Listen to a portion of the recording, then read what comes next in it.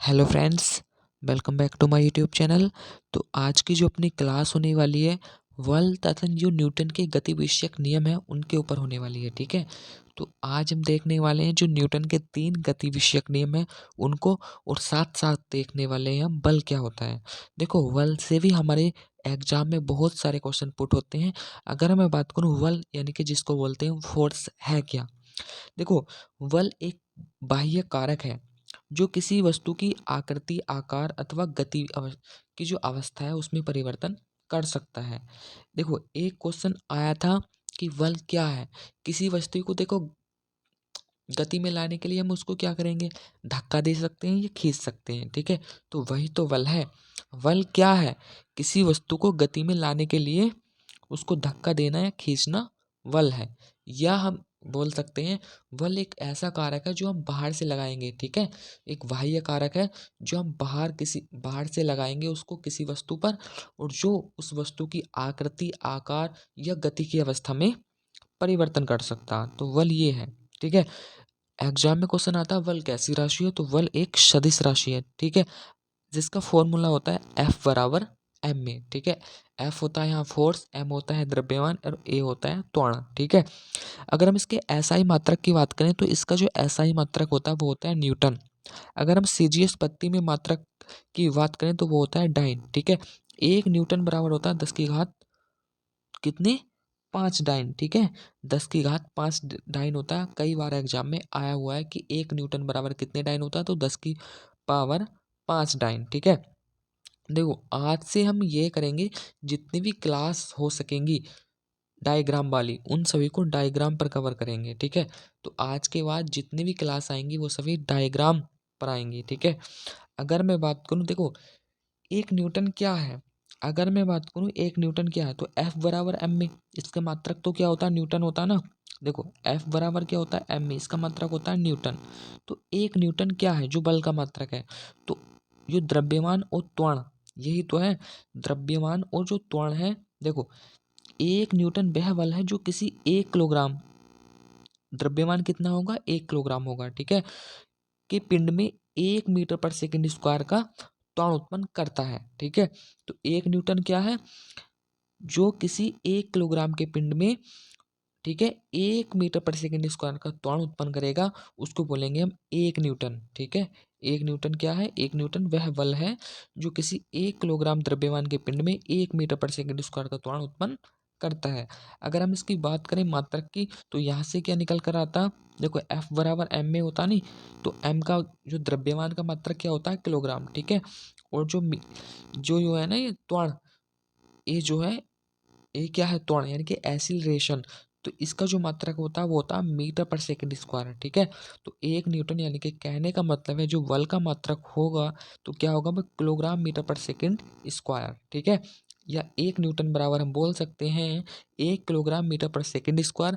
जब हमने PYQ solve किए थे तो ये कितनी बार आया था। ठीक है, 1 न्यूटन बराबर कितना होता है, 1 किलोग्राम मीटर पर सेकंड स्क्वायर। कई बार एग्जाम में रिपीटेड क्वेश्चन है।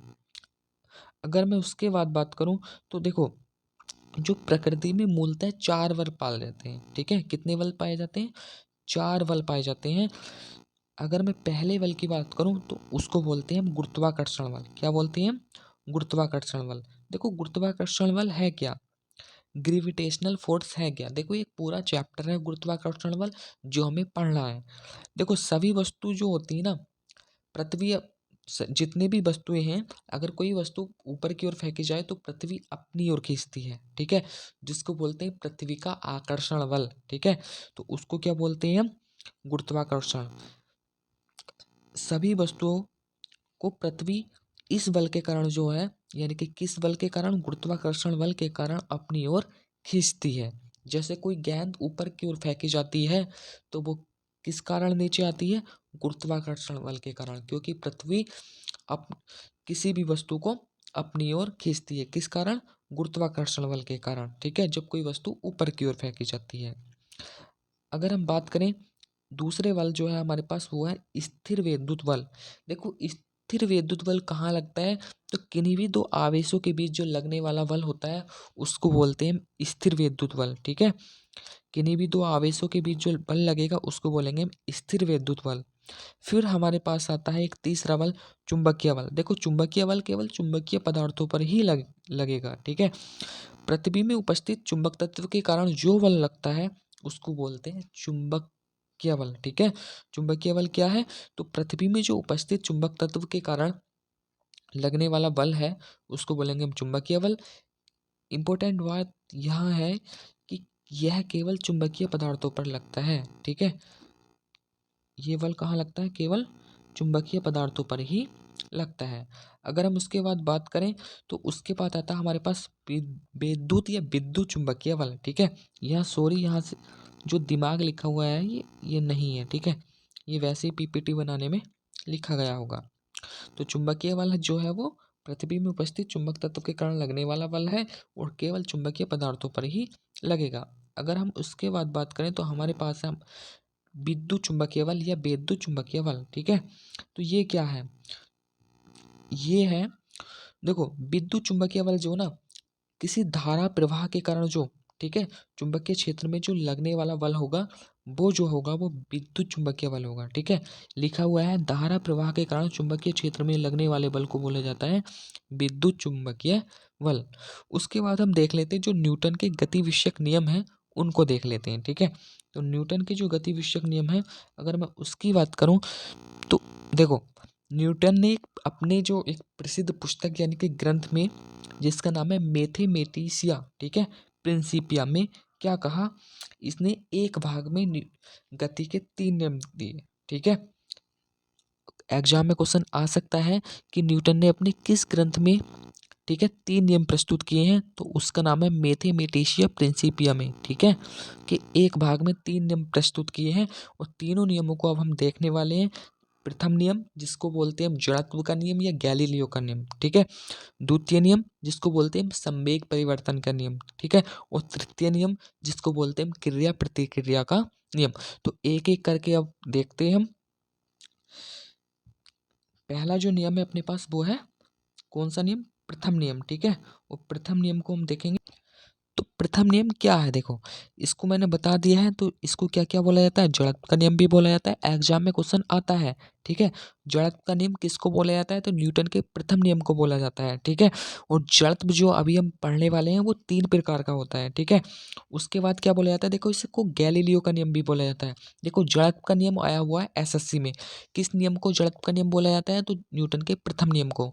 और जो गैलीलियो का नियम मैंने लिखा हुआ है ना यहाँ, तो गैलीलियो का नियम आया है छत्तीसगढ़ पीसीएस में आया हुआ क्वेश्चन है। तो किस नियम को गैलीलियो का नियम कहा जाता है? तो प्रथम नियम है यानी कि जड़त्व का नियम है जिसको गैलीलियो का अथवा न्यूटन का गति का जो प्रथम नियम है बोला जाता है, ठीक है क्या ये नियम? देखो जड़त्व यानी कि इनर्शिया है क्या? तो इस यह नियम क्या बताता है? देखो यदि कोई वस्तु विराम अवस्था में है तो विराम अवस्था में ही रहेगी, ठीक है। और गति अवस्था में है तो वह गति अवस्था में ही रहेगी जब तक उस पर कोई बाह्य बल नहीं लगाया जाएगा, ठीक है। तो क्या है ये नियम? कोई भी वस्तु है यदि वह विराम में है तो विराम में रहेगी और गति में है तो गति में रहेगी। कब तक रहेगी? जब तक उस पर कोई बाह्य बल नहीं लगाया जाता, ठीक है। जैसे इसका एग्जाम्पल आया हुआ है पेड़ की शाखा को तेजी से हिलाने पर पत्तियों का पेड़ से अलग होना, ठीक है। ये क्वेश्चन आया हुआ है, ठीक है। किसके कारण? जड़त्व के कारण। अगर हम बात करें जड़त्व कितने प्रकार का होता है, तो जड़त्व जो होता है इनर्शिया जो होता है वो 3 प्रकार का होता है, ठीक है। कितने का? 3 का। जिसको बोलते हैं विराम का जड़त्व, फिर बोलते हैं हम गति का जड़त्व और दिशा का जड़त्व। इन सभी को हम देखने वाले हैं, ठीक है। अगर हम बात करें जो विराम का जड़त्व होता है वो क्या होता है? देखो विराम का जड़त्व क्या है? यदि कोई वस्तु विराम में है, ठीक है, यदि कोई वस्तु विराम में है तो वह विराम अवस्था में ही रहेगी जब तक उस पर कोई बाह्य बल नहीं लगाया जाता। गति का जड़त्व क्या है? यदि कोई वस्तु गति अवस्था में है तो वह गति अवस्था में ही रहेगी जब तक उस पर कोई बाह्य बल नहीं लगाया जाता। जैसे विराम के जड़त्व एग्जाम में क्वेश्चन आता है। देखो विराम के जड़त्व का जो एग्जाम्पल है बस के अचानक चलने पर यात्री पीछे की ओर गिर पड़ता है। बहुत ही इंपॉर्टेंट एग्जाम्पल है, ठीक है। और कई बार एग्जाम में क्वेश्चन आया हुआ है। आरआरबी 2018 में आया हुआ है और 2010 में भी आया हुआ है ये क्वेश्चन, ठीक है। ये वाला जो एग्जाम्पल है बस के अचानक चलने पर जो यात्री होते हैं वो पीछे की ओर गिर पड़ते हैं। तो क्यों गिर पड़ते हैं? विराम के जड़त्व के कारण गिर पड़ते हैं। ठीक है, किस कारण? विराम के जड़त्व के कारण। देखो विराम, इसकी सीधी सी बात बताऊं ना, देखो विराम, कोई यात्री बैठा हुआ है तो वह विराम की अवस्था में है, तो उसको बोलेंगे विराम का, उसमें जो भी हलचल होगी वो पीछे की ओर गिरेगा। ठीक है, जब जो होगी, क्या होगी? बस अचानक चलेगी। ठीक है, तो यात्री देखो बैठा हुआ है तो उसको बोलेंगे बैठा हुआ है, तो यानी कि विराम का जड़त्व। ठीक है, जब कोई वस्तु स्थिर है, ठीक है, कहने का मतलब ये है, जब कोई वस्तु स्थिर है तो उसमें क्या होगा, यानी कि अचानक चलने पर क्या होगा, उसमें होगा विराम का जड़त्व। यदि कोई वस्तु देखो गति की अवस्था में है, जैसे बस अचानक देखो बस चल रही थी, अचानक रुक गई। ठीक है, तो चल रही थी ना, तो उसको बोलेंगे गति का जड़त्व। ठीक है, क्या बोलेंगे उसको? गति का जड़त्व। ठीक है, विराम का जड़त्व कब होगा? जब कोई वस्तु विराम अवस्था में होगी। और गति का जड़त्व कब होगा? जब कोई वस्तु गति की अवस्था में होगी। ठीक है, तो एग्जाम्पल आता है, चलती बस की अचानक रुकने पर यात्री आगे की ओर गिर जाते हैं। क्यों गिर जाते हैं? क्योंकि गति के जड़त्व के कारण गिर जाते हैं। ठीक है, एक क्वेश्चन ये भी आता है, जो समापन रेखा होती है नी, जब हम रेस लगाते हैं तो समापन रेखा होती है, उसके बाद भी जो धावक होता है वो भागना जारी रखता है। ठीक है, तो किस कारण? गति के जड़त्व के कारण। अब हम देखने वाले हैं, देखो दिशा का जड़त्व। ठीक है, देखो दिशा का जड़त्व क्या है? यो बताता है प्रत्येक वस्तु अपनी दिशा परिवर्तन का विरोध करती है। ठीक है, जैसे हम देखो इसका एग्जाम्पल की बात करें, चलती बस की अचानक, देखो कोई बस चल रही है, वो अचानक मुड़ी, तो उसके जो यात्री होंगे वो मुड़ने की दिशा के विपरीत दिशा में झुक जाते हैं। ठीक है, कहने का मतलब क्या है? कोई भी वस्तु है वो अपने दिशा परिवर्तन का विरोध करती है। ठीक है, यानी कि बस के अचानक मुड़ने पर देखो बस, यानी कि राइट में मुड़ी। ठीक है, मानो बस अचानक राइट की तरफ मुड़ी, यानी कि दाएं हाथ पर मुड़ी, तो जो यात्री जो उसमें बैठे हुए हैं वो बाएं साइड की ओर झुकेंगे। ठीक है, किस साइड की ओर झुकेंगे? दिशा परिवर्तन का विरोध करेंगे, दाएं की जगह वो बाएं साइड झुकेंगे। ठीक है, जिस साइड में बस मुड़ती है उसके विपरीत दिशा में वो झुक जाएंगे। ठीक है, कहने का मतलब ये है कि इस नियम से जो है, देखो बल की परिभाषा की प्राप्ति होती है। कहने का मतलब ये नहीं है कि इस, देखो द्वितीय नियम क्या है हमारे पास? द्वितीय नियम क्या है? उस नियम से क्या प्राप्ति होती है हमारे पास? बल का जो फॉर्मूला होता है, यानी कि बल का जो समीकरण और मात्रक की प्राप्ति हमें द्वितीय नियम से होती है, न्यूटन के गति के। ठीक है, मगर पहला नियम से हमें क्या प्राप्ति हो जाती है? पहले नियम से हमें बल की परिभाषा की प्राप्ति हो जाती है। ठीक है, एग्जाम में क्वेश्चन कन्फ्यूजन करने के लिए आता है कि किस नियम से बल की परिभाषा की प्राप्ति होती है? तो न्यूटन की गति के द्वितीय नियम से नहीं होती, प्रथम नियम से ही हो जाती है। और द्वितीय नियम जो होता है वो उससे समीकरण प्राप्त होती है बल की। ठीक है, तो अब हम देखने वाले हैं जो न्यूटन के गति का जो द्वितीय नियम है उसको। ठीक है, देखो जैसा कि पहले ही बता दिया था मैंने कि इस नियम को क्या बोला जाता है? संवेग परिवर्तन का नियम भी बोला जाता है। ठीक है, एग्जाम में क्वेश्चन आता है, किस नियम को न्यूटन के गति के संवेग परिवर्तन का नियम भी कहा जाता है? तो न्यूटन के गति के जो द्वितीय नियम है उसको संवेग परिवर्तन का नियम भी कहा जाता है। ठीक है, अगर मैं बात करूं ये नियम क्या बताता है? ठीक है, तो ये नियम बताता है हमें किसी वस्तु के जो संवेग में परिवर्तन की दर होगी उस पर आरोपित बल के अनुक्रमानुपाती होगी। ठीक है, यानी कि किसी वस्तु में संवेग परिवर्तन की दर जो होगी वो उस वस्तु पर आरोपित बल के अनुक्रमानुपाती होती है। ठीक है, कहने का मतलब है F अनुक्रमानुपाती P2 माइनस P1, यानी कि संवेग में परिवर्तन करेंगे हम, दर यानी कि टाइम। ठीक है, देखो होता क्या है, P बराबर क्या होता है? संवेग बराबर होता है mb। ठीक है, mb2 माइनस के mb1 अपॉन टी। ठीक है, mb1 अपॉन टी हो जाएगा। उसके बाद क्या होगा, देखो यहाँ से m कॉमन, तो F अनुक्रमानुपाती m। ठीक है, v माइनस b2, यानी कि क्या है ये? b माइनस, देखो कह सकते हैं हम इसको ये भी तो बोल सकते हैं u। ठीक है, अंतिम वेग और प्रारंभिक वेग हम ऐसे भी तो बोल सकते हैं। तो v माइनस के u अपॉन टी। ठीक है, m हमारे पास कॉमन है, v माइनस के u अपॉन टी, हमारे पास m यहाँ कॉमन है, तो v माइनस के u अपॉन टी हमने पढ़ा है ये क्या होता है? त्वरण होता है। तो F अनुक्रमानुपाती आ F अनुक्रमानुपाती आ जाएगा MA, ठीक है।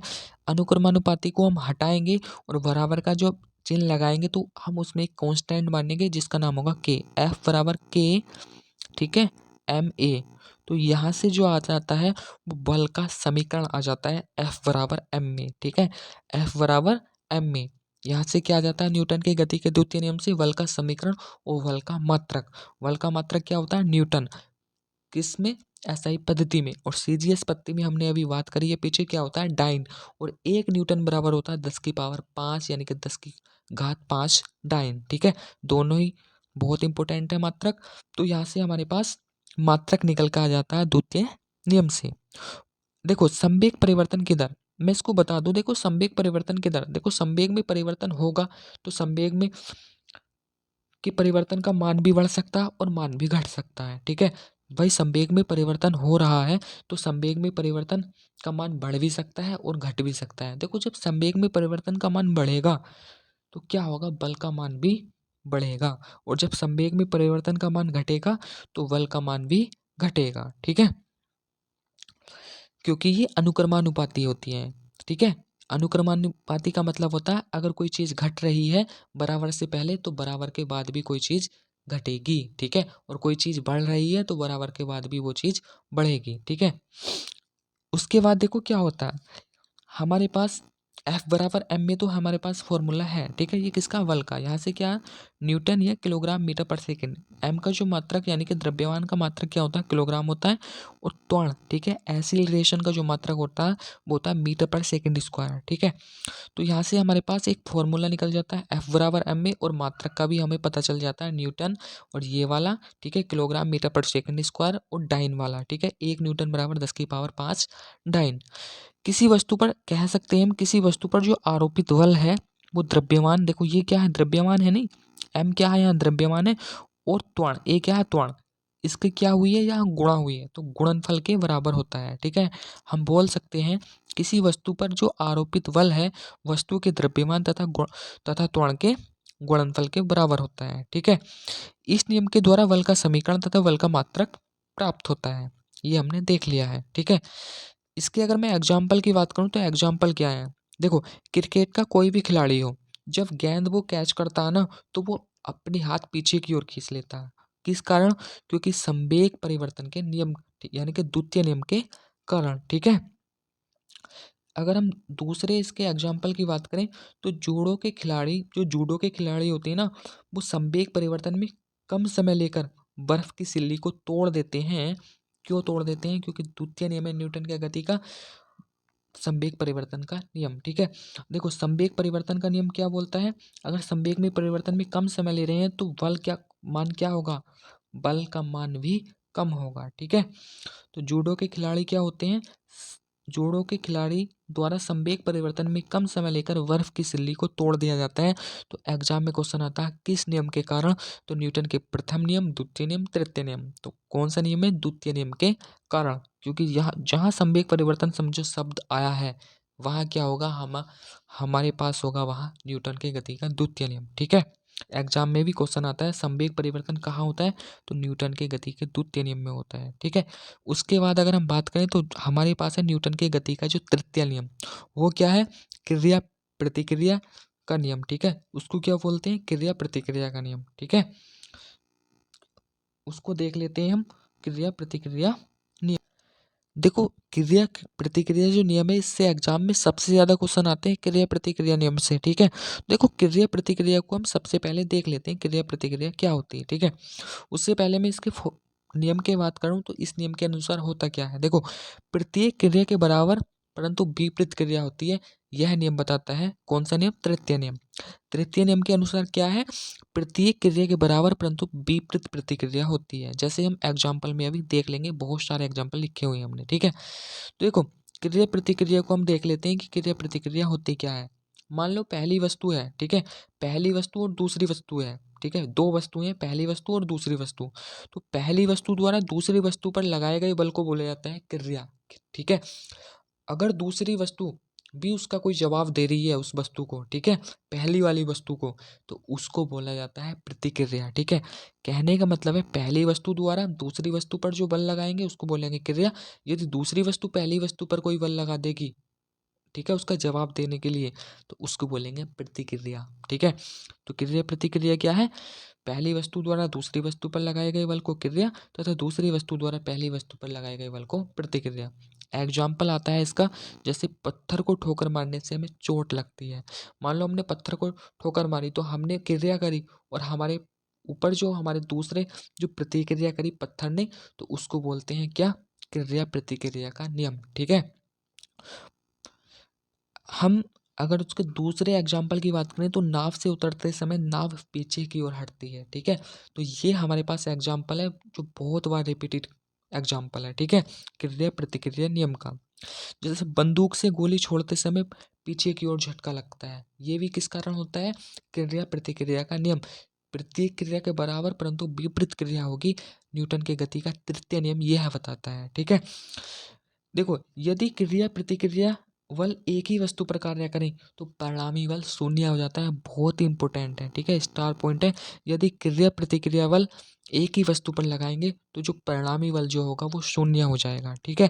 अगर हम दूसरे एग्जाम्पल की बात करें तो हमारे पास दूसरे एग्जाम्पल हैं, जैसे रॉकेट की गति। जब रॉकेट उड़ान भरता है, यानी कि जो जब रॉकेट लॉन्चिंग होती है, तो जो धुआं जो होता है ना, वो प्रतिक्रिया के कारण ही, धुएं की प्रतिक्रिया के कारण ही क्या होता है? रॉकेट की गति होती है, यानी कि रॉकेट लॉन्चिंग कर पाता है, ठीक है। एग्जाम में क्वेश्चन आता है रॉकेट लॉन्चिंग किस कारण होती है? तो न्यूटन की गति के तृतीय नियम, या रॉकेट की गति किस कैसी गति है? तो न्यूटन की गति के तृतीय नियम पर आधारित गति है, ठीक है। अगर हम इसके दूसरे एग्जाम्पल की बात करें तो दूसरे एग्जाम्पल है, जैसे तैराक द्वारा जल को पीछे धकेलने पर उसका आगे की ओर बढ़ना। जब नदी में कोई तैराक जल को पीछे की ओर धकेलता है तो वह आगे की ओर बढ़ता है, तो यह भी न्यूटन की गति के तृतीय नियम के कारण होता है, ठीक है। हम अपने भार का जो अनुभव करते हैं तो वह भी प्रतिक्रिया बल का उदाहरण है, ठीक है। हम जो अपने भार का जो अनुभव कर रहे हैं तो वह भी किस कारण है? प्रतिक्रिया बल, यानी कि क्रिया प्रतिक्रिया नियम, यानी कि कह सकते हैं हम न्यूटन की गति का तृतीय नियम के कारण ही है जो हम अपने भार का अनुभव कर रहे हैं, ठीक है। तो इसका स्क्रीनशॉट भी ले सकते हैं। तो आज की क्लास यहीं तक रखते हैं, मिलते हैं और एक और बेहतर क्लास में, तब तक के लिए धन्यवाद।